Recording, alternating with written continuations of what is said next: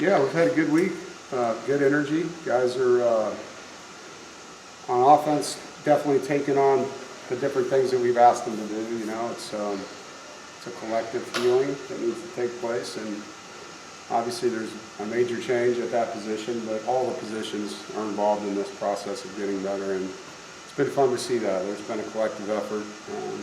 MJ does a great job from an energy standpoint of encouraging people. He always has. But the guys around him understand they've got to pick up their play for the quarterback as well.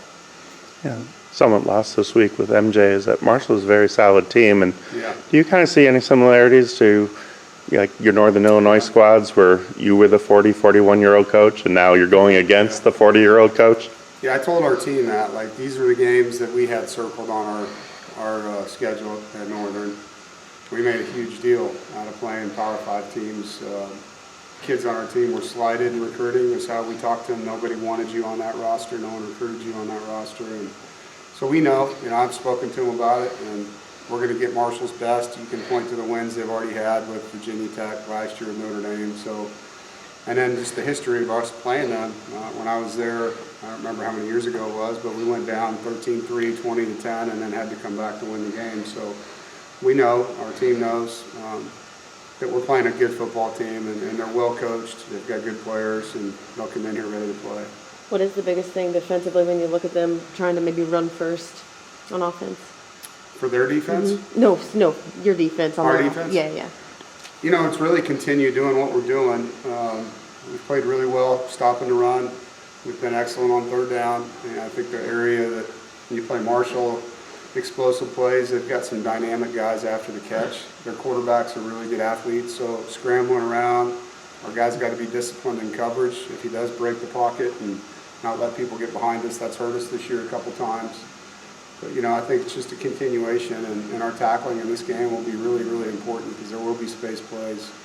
I gather you were able to add Northern Illinois to the schedule? Yeah, I think we play them next season. What's that going to be like in terms of... Dude, I'm worried about this weekend, man. I hope I'm alive by the end of the year. We'll see.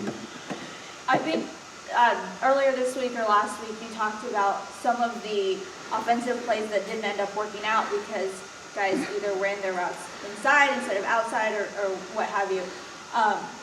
What adjustments did you need to make in those areas? Was that a mental mistake? Yeah, players need to do their jobs, if we call for a certain route and we practiced it right all week and we get in the game, it should look like it did in practice. And so that's just, at some point in time, you're going to coach all the little details, and then they got to come alive. The players have to make them come alive. And so, there's ownership from the coaches, there's ownership from the players. There's two parts to the equation. And so that part, executing, is what we're talking about. If they press and you're supposed to release a certain way, then you need to do that for the quarterback because it gets confusing when the guy's expecting you to be here and you're there. For him, that's not a good thing. So that happened a couple times, not a lot, but every play matters in a football game. Part of that ownership, not having penalties that really put you guys not staying on track. Yeah. So there's multiple kind of penalties. There's pre-snap focus penalties, and we've had our share of those, not as many as we had in the past. The offensive holding penalties have been a problem, and so that's technique. Sometimes the refs call it more than other refs, per game. Some guys let you get away with more, and that's a player's responsibility to understand. These guys are calling it tight, and I got to keep my hands inside, and if the guy's getting away, I can't pull on them, and the player has to understand that. That's part of the game of football. It's no different than basketball. You get in some games, they can play more physical than other games. You got to understand how to adjust within the game. Obviously, we're not coaching guys to do that, but that is part of the game, and we've got to grow in that area. Been a year since MJ's played in a game, but what's maybe the biggest area of growth you've seen from him? I think what he's been through to this point has been really good for him. I think being able to kind of take a breath coming off the injury and learn and absorb and mature and understand how important every little thing is. He's preparing now like a vet, whereas last year was like, oh my God, I'm in.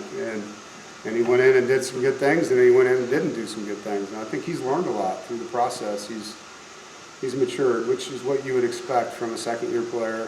And he's just been so supportive in the role that he had. And I think because of that, the respect, not just from coaches and teammates, but the relationship that he and Brennan have is unique. You know, it's really special to see how those guys support each other. Speaking of that relationship, how significant is it to have such a good bond between those two? Yeah, I think, you know, in every position group, you want your room to be, we say we're all brothers, right? But you want those guys to have each other's backs. And I think when you're in the same room, there's a different pressure that comes with each group, you know, like when you play quarterback, it's different. It is. And so the guys in that room got to have your back. And they got to be, you know, there to cheer you up. They got to be there to help you through it and understand, because like for MJ, he's played. He understands what that pressure feels like and what Brennan was going through in that moment. He understands how hard that was for him. And so he's been a great teammate. And I know Brennan's excited for MJ. He told the offense they need to go play their butts off for him, which was a huge moment, you know, from a character and leadership standpoint to see that from Brennan. I mean that one was, to hear that he did that was a huge thing. Last week, you kind of knew that Plummer was not the most mobile guy. Right. This week, I think your defense is going to relish the opportunity of maybe getting 10 to 15 hits on a running quarterback. You know, as a defensive player, you're not allowed to touch the quarterback until game day, right? And so they like hitting that guy when they can. And I'm not saying cheap or anything like that, but, you know, you get yelled at every day at practice for getting too close to the quarterback. Well, you get in the game and there is no too close to the quarterback anymore. And so we understand that all offenses flow through the trigger guy. And their guys, man, he had a great game last week. He's athletic and is a guy that can throw the football. And He'll take off, though. oh, yeah. I mean, he's a state champion hurdler, and he's a good athlete. So each week it's a different challenge on defense, and I know our guys will be excited about this one. How much does it help to get Devin Boykin back this week with Sean Brown having missed the first half? Yeah, Devin's a coach. You know, his dad's a high school head coach. He comes in with a different mindset as a football. His football IQ and aptitude is really, really good. He's a communicator. And so having him out there, I think, is just for all the guys. He's a glue guy in the back end.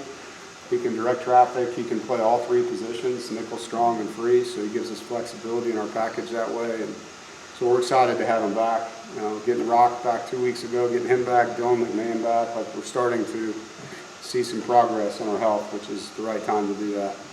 When it comes to Sean Brown and that appeal process, do you get an explanation at all of that denial? Yeah, no, they talked us through it, and as a defenseless player, Sean's head was down.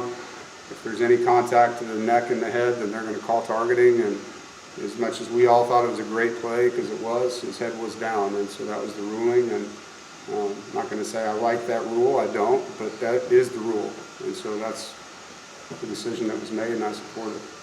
Coach, you talked about wanting to spark out of your offense. Yeah. That's part of the reason we made the QB change. Is that something you can see in practice? Was there more? Oh, yeah. No, I think MJ did a great job coming in and understanding what we need. You know, we needed to galvanize the guys. Each group has their piece in this thing. Offensively, each position group has been challenged to do their job and help the quarterback and to play what we call 11-man football. Just each guy, you know, in harmony playing together. And the synchronicity of the sport, when it flows the right way, you saw it on defense a week ago.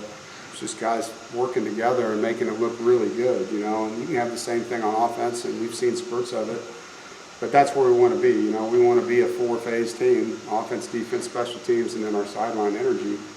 And so that piece that we're missing, it was definitely prevalent in practice this week and how they went out there and went about their work.